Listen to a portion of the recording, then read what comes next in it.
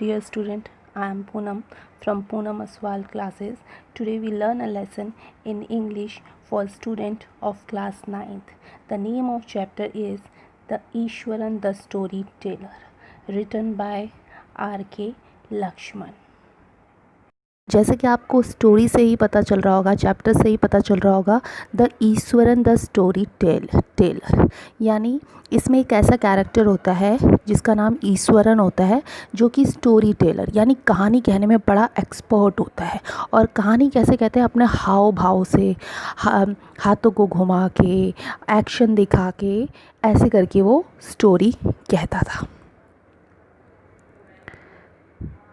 The story was narrated to Ganesh by a young man, Mahinder by name.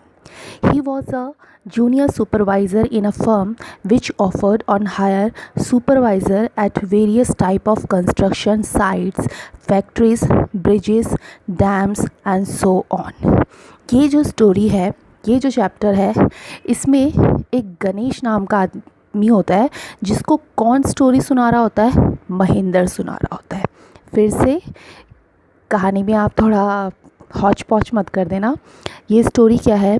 ये story Eswaran की है। ईश्वरन क्या होता है? जो कि कहानी सुनाता था किसको? महेंद्र को। तो महेंद्र वही कहानी किसको सुना रहा है? गणेश को बता रहा है। तो महेंद्र जो वो होता है, वो एक जूनियर सुपरवाइज़र होता है एक फर्म में, और उसका काम क्या होता है? सुपरवाइज़र करना होता है। किसको सुपरवाइज़र करना होता है? देखना होता है। क्या देखना होता है? फैक्ट्रीज़ को, ब्रिजेस को या डैम्स को, इन सबको वो क्या करता था? सुपरवाइज़ करता था, देखता था। उसकी ड्यूटी इन सब चीज़ों को देखने की ड्यूटी थी कि वहाँ पे काम हो रहा है या नहीं हो रहा है, जितने वर्कर हैं वो सही से कर रहे हैं कि नहीं कर रहे, प्रॉपर टाइमिंग में आ रहे हैं कि नहीं आ रहे हैं। Mahinder's job was to keep an eye on the activity at work site. He had to keep moving from place to place every now and then as ordered by the head office. From a coal mining area to a railway bridge construction site, from there after a few months to a chemical plant which was coming up somewhere. Mahendra का क्या काम था? महेंद्र का ये काम था कि वो इन सारी एक्टिविटी को देखता था उस वर्क साइट पे, और उसकी जो जॉब थी वो मूविंग थी। मूविंग मतलब एक प्लेस से दूसरी प्लेस में थी। उसके ऑफिस वाले उसको बताया करते थे कि आज उसको इस ऑफिस में जाना है, उधर जाना है, मतलब आज उसे कोल माइनिंग में जाना है, या रेलवे ब्रिज के कंस्ट्रक्शन साइट में जाना है, या केमिकल प्लांट में जाना है। तो यानी उसकी जॉब क्या थी? One place to another place, एक प्लेस से दूसरी प्लेस में जाने की। He was a bachelor, his need was simple and he was able to adjust himself to all kind of odd condition, whether it was an ill-equipped circuit house or a makeshift canvas tent in the middle of the stone quarry. जो महेंद्र था वो एक bachelor था, यानी bachelor means unmarried person, जिसकी शादी नहीं हुई होती है। बट जो महेंद्र था वो बैचलर होने के साथ साथ क्या था? उसकी जो नीड थी, उसकी जो ज़रूरतें थी वो बहुत ही सिंपल थी। वो हर चीज़ में क्या कर देता था? अपने आप को ढाल लेता था। किसी भी कंडीशन में वो अपने आप को एडजस्ट कर लेता था। अपनी जॉब के कारण हर प्लेस टू प्लेस शिफ्ट होता था। तो वैसे ही उसको कभी कैनवस का टेंट, यानी उसको रहने की का जो घर मिलता था, वो वहाँ पे इल इक्विप्ड, वहाँ पे कोई साधन नहीं होता था, फिर भी वो अपने आप को हर कंडीशन में ढाल लेता। But one asset he had was his cook Ishwaran. The cook was quite attached to Mahinder and followed him uncomplainingly. Wherever he was posted, he cooked for Mahinder, washed his clothes and chatted away with his master at night. He could weave out endless stories and anecdotes on varied subjects. But जो वो महेंद्र था उसके पास एक asset था। Asset मतलब एक मूल्यवान वस्तु थी। वो मूल्यवान वस्तु कौन थी? वो मूल्यवान वस्तु थी ईश्वरन। और ईश्वरन कौन था? ईश्वरन उसका कुक था, यानी उसका खाना बनाने वाला था। जब भी महेंद्र कहीं भी अपनी जॉब के सिलसिले में कहीं भी एक प्लेस से दूसरी प्लेस जाता था तो ईश्वरन हमेशा उसके साथ जाता था और वो क्या करता था, वो महेंद्र के लिए खाना बनाता था, उसके कपड़े धोता था और उससे बातें करता था।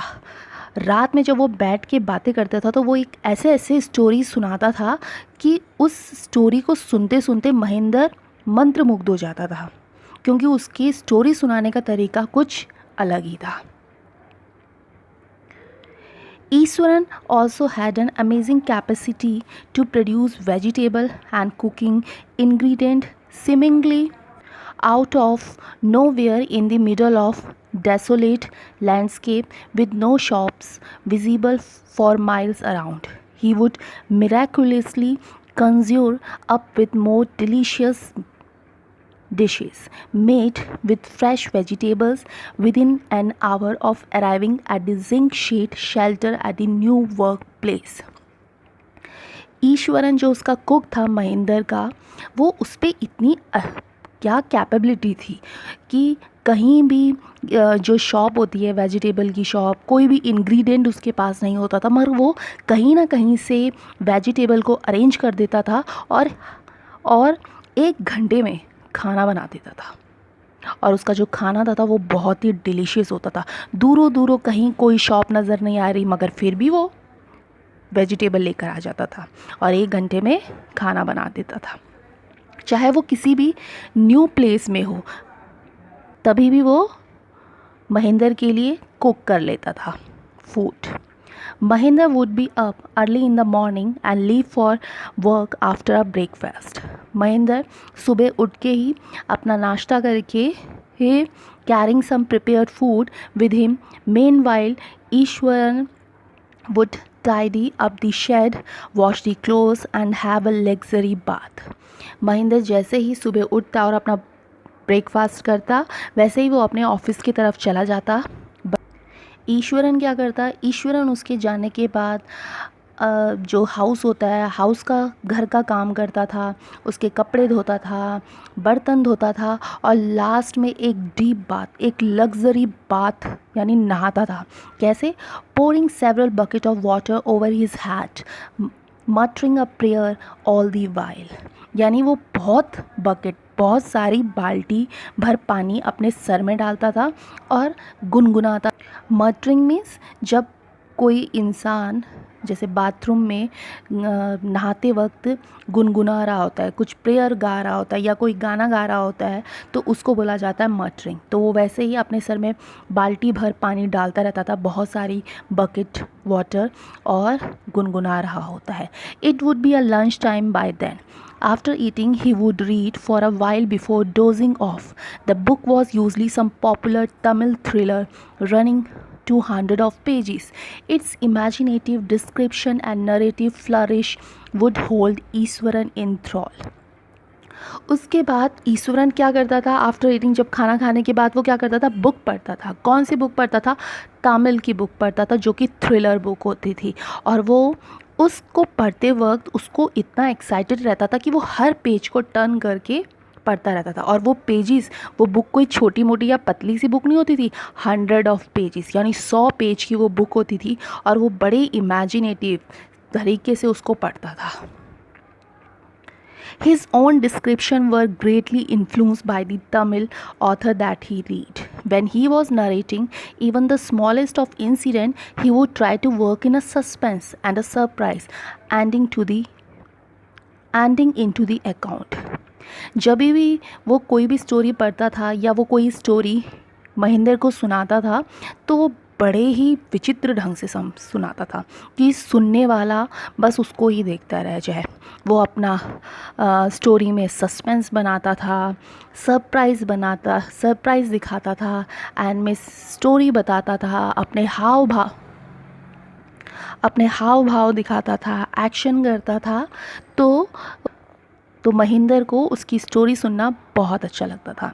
For example, instead of saying that he had come across an uprooted tree on the highway, he would say,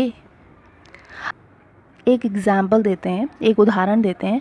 उदाहरण में अगर ये कहा जाए कि एक हाईवे में एक जड़ से उखड़ा हुआ पेड़ गिरा हुआ है, तो हम उसको यही बोलेंगे कि एक हाईवे में हमें क्या दिखा, जड़ से उखड़ा हुआ पेड़ दिखा। बट अगर यही बात ईश्वरन को कहनी होगी तो ईश्वरन कैसे कहेगा? He would say with eyebrows suitably arched and hand held out in a dramatic gesture. The road was deserted and I was alone. Suddenly I spotted something that looked like an enormous bushy beast lying sprawled across the road. I was half inclined to turn and go back, but as I came closer, I saw that it was a fallen tree with its dry branches spread out. तो यही story अगर ईश्वरन बोलता था तो ईश्वरन कैसे बोलता था? ईश्वरन बोलता था, क्या करता था, उसकी जो आईब्रो होती थी उस आईब्रो को वो ऊपर चढ़ा लेता था, और जब वो अपने आईब्रो को ऊपर चढ़ा लेता था और बोलता था कि मैं एक डेजर्ट पे जा रहा था और मैं बिल्कुल अलोन था, बिल्कुल अकेला था। जब मैं वहाँ जा रहा था तो मुझे एक बहुत बड़ा सा विचित्र सा कुछ अपने सामने दिखाई दिया। मन तो मेरा ऐसा करा कि वो जो विचित्र सा जानवर आगे बैठा हुआ है, मैं वहाँ से भाग जाऊँ, मैं उसके पास ना जाऊँ, मगर मैं उसके पास जाता हूँ। जैसे ही मैं उसके पास जाता हूँ तो मैं क्या देखता हूँ कि वो तो एक पेड़ है, जो एक पेड़ गिरा हुआ है। कहाँ से? अपनी जड़ों से गिरा हुआ है, जड़ से टूट के वो गिरा हुआ है।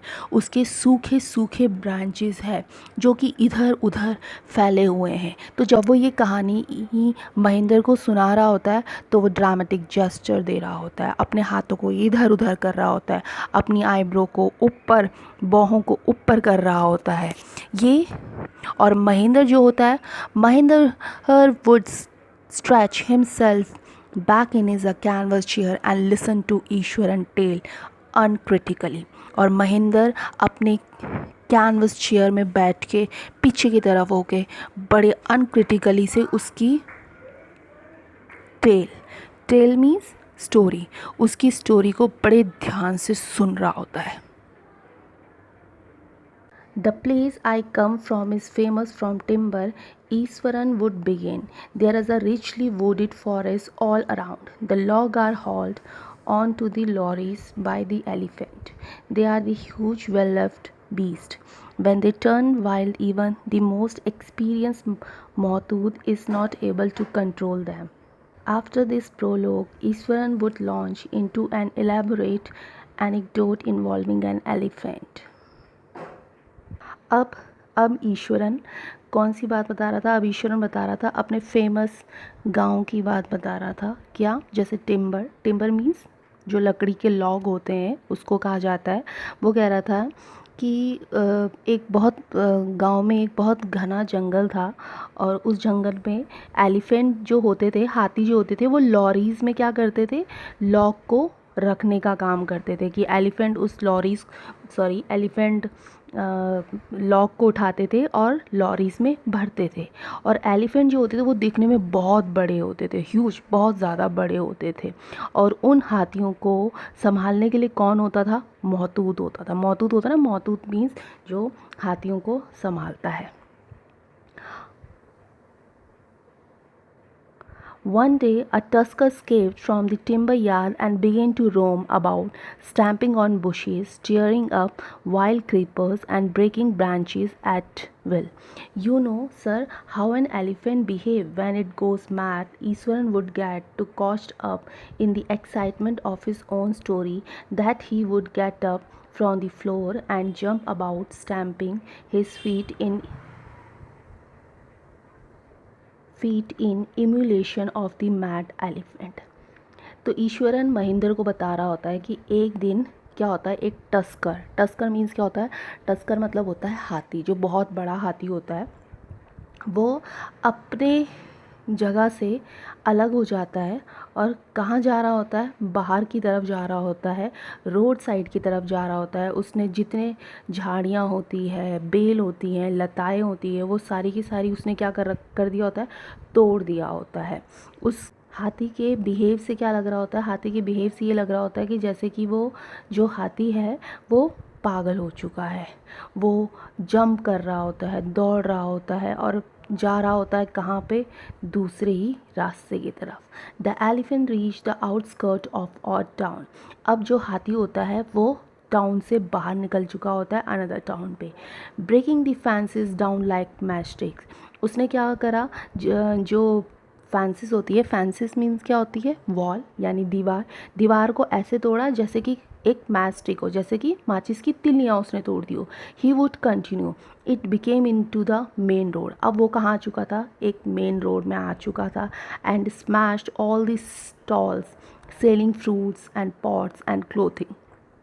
अब वो कहाँ आ चुका था, एक मेन रोड में आ चुका था, और मेन रोड में उसने जितने वहाँ पे स्टॉल लगे हुए थे, चाहे वो स्टॉल फ्रूट बेचने वाले का था या मड पॉट बेचने वाले का था या कपड़े ये बेचने वाले का था, उसने सबके स्टॉल क्या कर दिए, तोड़ दिए।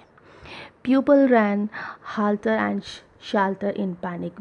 लोग क्या करने लगे, लोग उस पागल हाथी को देख के इधर उधर दौड़ने लगे।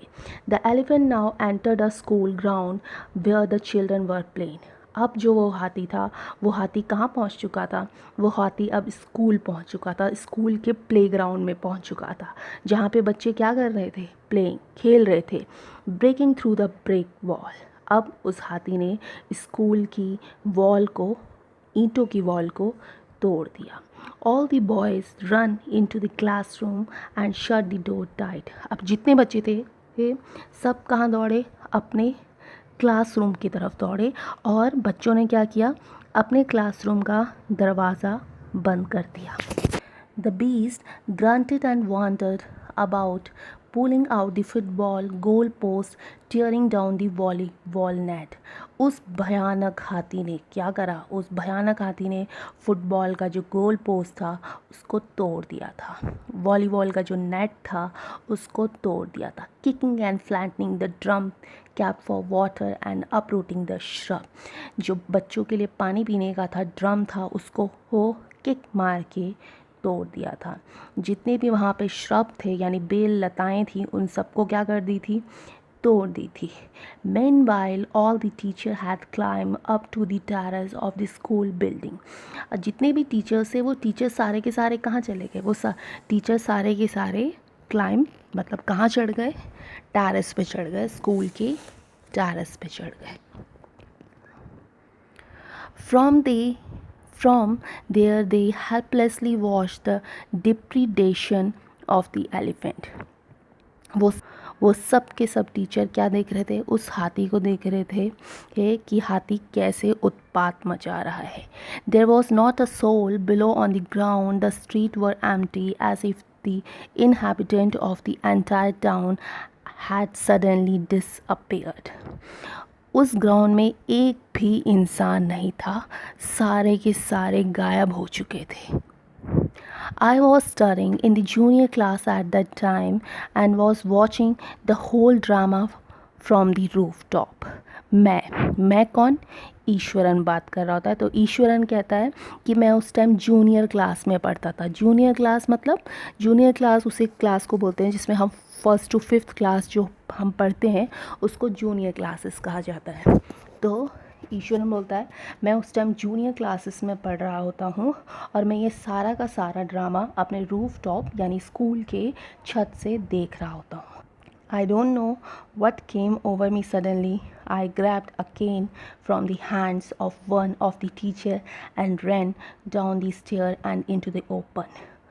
ईश्वरन कहता है मुझे नहीं पता कि मुझे आज सडनली क्या होता है, मैं एकदम से जो टीचर का कैन होता है यानी स्ट्रिक्ट होती है उसको फेंकता है, कहाँ से, अपनी सूंड से। It stamp it fit kicking up a lot of mud and dust. जैसे ही वो मुझे देखता है तो वो क्या करता है, अपने पैर को नीचे मारता है और जितनी भी धूल होती है वो चारों तरफ फैल जाती है। इट लुक फ्राइटनिंग यानी but I move slowly toward. ये सब देखने में बहुत भयानक लग रहा था मगर मैं धीरे धीरे उसकी तरफ बढ़ा। स्टिक इन अ हैंड, और मेरे हाथ में क्या था, एक स्टिक थी, एक लकड़ी था। People were watching the scene hypnotise from nearby the house top. लोग मुझे देख रहे थे हिप्नोटाइज आँखों से, स्कूल के रूफटॉप से तो देख रहे थे, साथ में अगल बगल के जो घर थे वहाँ के भी लोग मुझे देख रहे थे अपनी अपनी छतों से. The elephant looked at me red eyed, ready to rush towards me. It lifted its trunk and trumped it loudly. उस ह्यूज से हाथी ने मुझे लाल आंखों से मतलब गुस्से में देखा कि वो आज मुझे मार देगा, और उसने अपनी ट्रंक को, अपनी सूंड को ऊपर उठाया और हाथी जो साउंड करते हैं ट्रम्पेटेड, उस साउंड में उसने लाउडली बोला. At that moment, I moved forward and mustering all my force, whacked a third toe nail on the quick. मैंने जितना मेरे पास फोर्स था उतने फोर्स से मैंने उस स्टिक को घुमाया और उसके पैर के थर्ड टो नेल में मारा. The beast looked stunned for a moment, then it shivered from head to foot and collapsed. जैसे ही मैंने वो डंडा उसके थर्ड टोनेल में मारा, वैसे ही वो जो ह्यूज एलिफेंट था वो एकदम से अचंबा हुआ, कांपा और नीचे ज़मीन पर गिर गया. At this point, Eswaran would leave the story unfinished and get up mumbling. उसी टाइम जब ये ईश्वरन ये स्टोरी महेंद्र को बता रहा था, तो वो उस स्टोरी को वहीं पर आधा छोड़ता है और कुछ गुनगुनाता हुआ वहाँ से चलता है. I will be back after lighting the gas and warming up the dinner. वो कहता है मैं वापस आता हूँ, मुझे अभी खाना पकाना है, डिनर का इंतज़ाम करना है. Mahendra who had been listening with rapt attention would be left hanging. When he returned, Iswaran would not pick up the thread of the story right away. Mahinder would have to remind him that the conclusion was pending. But Mahendra जो इतनी ध्यान से उसकी story को सुन रहा होता है, वो उसको वहीं पर बीच में वो कहानी आधी करके चला जाता है. जब ईश्वरन खाना पका के वापस आता है तो महेंद्र उसको याद दिलाना चाहता है कि तुमने जो स्टोरी आधी सुनाई है उसके बाद क्या कंक्लूज़न निकलता है. Well, a veterinary doctor was summon to revive the animal. Iswaran would shrug casually. 2 days later, it was led away it मैथूत to the jungle. तो ईश्वरन बड़े प्यार से नॉर्मल तरीके से बोलता है कि कुछ नहीं होता. एक वेटरनरी डॉक्टर आता है, वो उस ह्यूज से जानवर को, एलिफेंट को लेके चला जाता है और 2 दिन बाद उसका मौतूद उसको वापस कहाँ लेके जाता है, जंगल लेके चला जाता है. Well, how did you manage to do it Iswaran, how did you bring down the beast. तो महेंद्र बड़ा शौक में होता है उसकी बात सुनकर. तो वो बोलता है मगर तुमने उस इतने बड़े बीस्ट को, इतने बड़े भयानक जानवर को, हाथी को कैसे मारा. It was something to do with the Japanese art. I think sir karate or jujitsu is called. I had read about it somewhere. It temporarily paralyzes the nervous system you see. तो ईश्वरन कहता है ये कुछ नहीं है, ये कुछ क्या है, सिर्फ एक जापानीज़ आर्ट है, यानी कराटे और जुजुत्सु है, जिसको मैंने सीख के उसको ऐसे मारा कि वो टेम्परेली क्या हो जाए, पैरालाइसिस हो जाए, उसको लकवा मार जाए, थोड़ी देर के लिए नर्वस सिस्टम उसका ब्लॉक हो जाए, किसी का भी, चाहे वो इंसान हो या जानवर हो. Not a day passed without Eswaran recounting some story packed with adventure, horror and suspense. कभी भी महेंद्र का टाइम पास नहीं होता था जब तक ईश्वरन उसको एडवेंचर, हॉरर से सस्पेंस वाली कहानी ना सुना दे.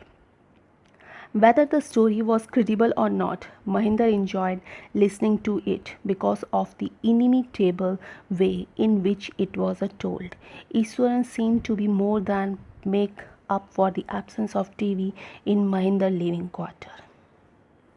महेंद्र को ईश्वरन की स्टोरी पे चाहे बिलीव हो या ना हो, मगर महेंद्र उसकी स्टोरी को बड़े ध्यान से सुनता था. हाँ, क्योंकि ईश्वरन का स्टोरी बताने का तरीका ही ऐसा था. हालांकि महेंद्र के घर में कोई भी टीवी नहीं था, बट महेंद्र को टीवी का एब्सेंस लगता ही नहीं था. क्यों? क्योंकि उसका टाइम स्पेंड करने वाला कौन था? Eswaran. One morning when Mahinder was having breakfast, Iswaran asked, "Can I make something special for dinner tonight, sir?" एक दिन ईश्वरन ने महेंद्र को बोला, क्या आज मैं डिनर में कुछ स्पेशल खाना बना सकता हूँ sir? After all, today is an auspicious day. According to tradition, we prepare various delicious to feed the spirit of our ancestor today, sir. क्योंकि आज वो दिन है जब हम अपने बड़े बुज़ुर्गों यानी एंस्टर का पूर्वजों के लिए हम डिलीशियस अच्छा पकवान बनाते हैं। ये हमारा ट्रेडिशन है।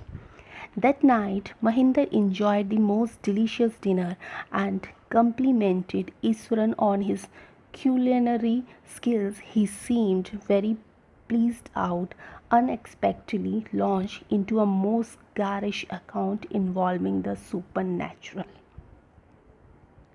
महेंद्र ने रात को वो डिलीशियस भोजन रात का खाना खाया और ईश्वरन की अनएक्सपेक्टेड जो स्टोरी होती थी उसको वो सुनता था। और उस दिन उसने क्या बताया? सुपर नेचुरल पावर के बारे में। Super natural power means ghost के बारे में। You know sir, this entire factory area we are occupying was one a burial ground. Iswaran बोलता है महेंद्र को, सर क्या आपको पता है कि ये फैक्ट्री का एरिया है, यहाँ पे पहले ये ब्यूरियल ग्राउंड हुआ करता था। ब्यूरियल ग्राउंड मीन्स जहाँ पे लोगों को दफनाया जाता है। He started, Mahendra was jerked out of the pleasant reverie he had drifted into after the satisfying meal. I knew on the first day itself when I saw a human skulling on the path. Even now I come across a number of skull and bones. Eswaran continue. तो ईश्वरन बताता है कि मैंने यहाँ पे बहुत सारे human school यानी इंसानों के खोपड़ी देखी है जो कि सड़कों पे पड़ी हुई है। नंबर ऑफ, एक नहीं बहुत सारी। ईश्वरन ये बात उसको बता रहा होता है।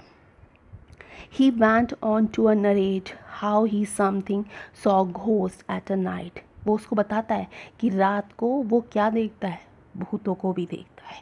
I am not easily frightened by these things, sir. I am a brave fellow.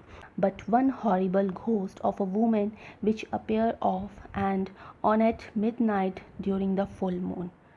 तो ईश्वरन महेंद्र को ये बोलता है कि मैं डरता नहीं हूँ सर ये सब चीज़ देख के, मैं बहुत ज़्यादा ब्रेव हूँ, मैं बहुत ज़्यादा बहादुर हूँ, बट मैं एक औरत को ज़रूर देखता हूँ। कब देखता हूँ? आधी रात को देखता हूँ। फुल मून यानी पूरा चांद जब निकलता है तब आधी रात को मैं एक वुमेन को, एक औरत को देखता हूँ। इट इज़ एन अगली क्रिएचर जो कि देखने में बहुत ज़्यादा बदसूरत है। विद अ मैटेड हेयर, उसके बाल बहुत गंदे हैं। And a shrivelled face like a skeleton holding a fetus in it arm. और उसका फेस में श्रिवल्ड है यानी मुरझाया हुआ सा है। ऐसा लगता है जैसे कि कोई स्केलेटन हो कोई हड्डी का ढांचा हो और उसके हाथ में एक फिक्टस है। फिक्टस means unborn baby. Mahinder shivered at the description and interrupted rather sharply. You are a crazy Eswaran. Mahendra ये सुन के कांप जाता है और बोलता है, क्या तुम पागल हो गए हो ईश्वरन? उसकी स्टोरी को वहीं पर काट के महेंद्र ये बोलता है, there are no such thing as a ghost और स्पिरिट। तो महेंद्र उसको बोलता है कि कोई भी घोस्ट और कोई भी स्पिरिट यहाँ पे नहीं है। It's all a figment of your imagination, get your digesting system explain and maybe your head as well. You are a talking nonsense. तो वो कहता है ऐसा कुछ भी नहीं है, ये सिर्फ खाली तुम्हारी क्या है? इमेजिनेशन है। तुम अपना दिमाग सही से करो, तुम अपना डाइजेस्टिव सिस्टम सही से करो और ये नॉनसेंस बातें मत बोलो। He left the room and retreated for the night, expecting Iswaran to sulk for a couple of days, but the next morning he was surprised to find the cook as cheerful and talkative as ever. Mahendra ने ये सोचा कि अब ईश्वरन उससे बात नहीं करेगा क्योंकि उसने उसको डांट दिया है, बट अगले ही दिन ईश्वरन फिर से पूरा चेयरफुल होकर उससे टॉकेटिव गप्पे मार रहा था। किससे? महेंद्र से। From that day on Mahendra, for all his brave talk, went to a bed with a curtain unease. Every night he peered into the darkness. उस दिन रात महेंद्र से वो इतनी सारी बात करके जब वो अपने बेड में गया, और उस रात बहुत ज़्यादा अंधेरा हो रखा था।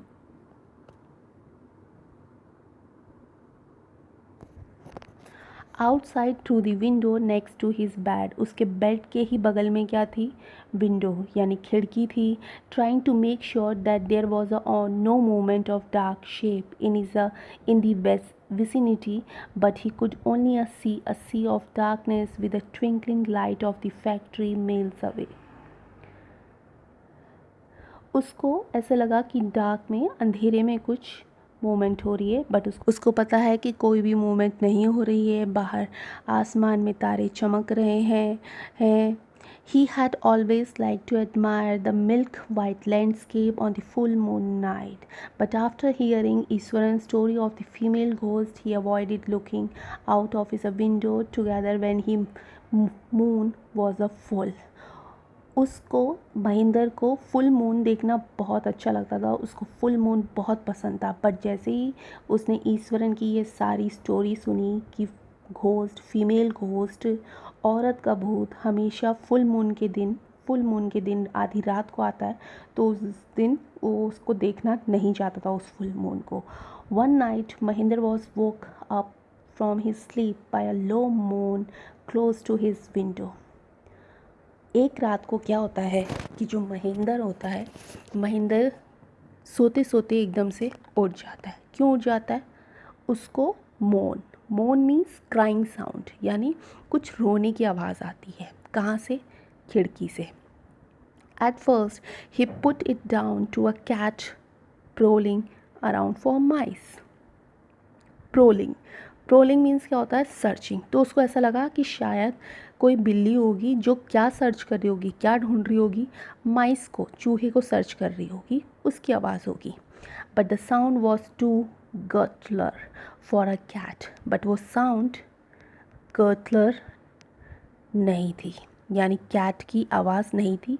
क्या थी? एक हैवी वॉइस थी, एक हार्श वॉइस थी। गर्टलर मीन्स हार्श वॉइस थी। He resisted the curiosity to look out lest he should behold a sight which would stop his heart. उसकी क्यूरियोसिटी बढ़ी कि क्यों ना वो बाहर की तरफ देखे कि आवाज़ क्या आ रही है, बट उसको डर भी लग रहा था कि कहीं बाहर कुछ देख के उसका दिल धड़कना ना बंद कर दे। But the wailing became a louder and less feline. Wailing means crying sound, but बाहर से फिर भी क्या आ रही थी? रोने की आवाज़ें आ रही थी। He could not resist the temptation anymore. Lowering himself to the level of the window sill, he looked out at the white sheet of moonlight outside. There, not too far away, was a dark, cloudy form clutching a bundle. Mahinder broke into a cold sweat and fell back into the pillow. Mahendra क्या देखता है? महेंद्र धीरे धीरे खिड़की की तरफ बढ़ता है और खिड़की की तरफ धीरे से अपनी गर्दन को ला के खुली आंखों से बाहर की तरफ देखता है। तो क्या देखता है? एक लेडी, एक फीमेल घोस्ट देखता है, जिसके हाथ में सचमुच क्या होता है? एक फिक्टस होता है। जैसे ही महेंद्र ये देखता है, वो फटाफट दौड़ता है और अपने बिस्तर की तरफ जाता है, और उसको कोल्ड स्वेट मतलब ठंडा ठंडा पसीना आने लग जाता है, और पिलो की तरफ लेट जाता है। Panting. As he gradually recovered from the ghastly experience, he began to reason with himself and finally conclude that it must have been some sort of auto-suggestion, some trick that his subconscious had played on him. तो वो अपने आप को समझाता कि नहीं ऐसा कुछ भी नहीं है, जो उसको ईश्वरन ने जो कहानी सुनाई थी शायद वो उसके दिमाग में रही होगी, तो उसने वही देखा, बट ऐसा कुछ नहीं होता, ये दिमाग उसका सब प्ले कर रहा है, तो ऐसा कुछ भी नहीं है। By the time he had got up in the morning, had a bath and come out of have his breakfast. अगले दिन वो मॉर्निंग सुबह नहाता है और ब्रेकफास्ट खाने के लिए आता है। The horror of the previous night had faded from his memory. Eswaran greeted him at the door with his lunch packet and his bag.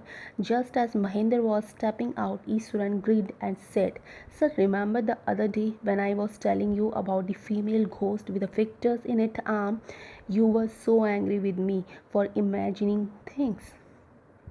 तो अगले दिन सुबह जब महेंद्र नहा के ब्रेकफास्ट खाने के लिए आता है और फिर ब्रेकफास्ट खा के ईश्वरन उसको वो दरवाज़े पर लंच का पैकेट दे रहा होता है, उसका बैग दे रहा होता है, तो वो बड़ी हल्का हल्का मुस्कुरा के कहता है, सर क्या आपको याद है कि कल मैंने आपको एक कहानी बताई थी जिसमें एक फीमेल घोस्ट होती है जिसके पास एक फिक्टस होता है, जिसके हाथों में एक फिक्टस होता है, और आप मेरे से बहुत ज़्यादा गुस्सा हो गए थे कि ये सारा कुछ क्या है, इमेजिनरी बातें हैं। Well, you saw her yourself last night. I came running hearing the sound of moaning that was coming from your room. तो ईश्वरन बोलता है कि कल रात को आपने उसको देख लिया। मुझे पता है क्यों, क्योंकि जब आप अपने कमरे में दौड़ के चले गए थे और मॉर्निंग मीन्स क्राइंग साउंड, आवाज़ें निकाल रहे थे, तो मैंने ये सब सुना था। A chill went down Mahinder's spine. He did not wait for Ishwaran to complete his sentence. He hurried away to his office and handed in his paper, resolving to leave the haunted place the very next day. Mahendra ने उसकी बात को वहीं बीच में काट दिया और फटाफट उससे बैग, अपना लंच पैकेट लिया और वहाँ से फटाफट अपने ऑफिस की तरफ चला गया। बट उसने इतनी जल्दी करी और ऑफिस से पेपर सब सबमिट करके उसने उस प्लेस को वहीं पे छोड़ दिया। क्यों? क्योंकि वो उस हॉन्टेड प्लेस में नहीं रहना चाहता था। तो that's a story. Thanking you for watching this video, and for more video please subscribe to our channel Poonam Classes and press the bell icon button. Thank you.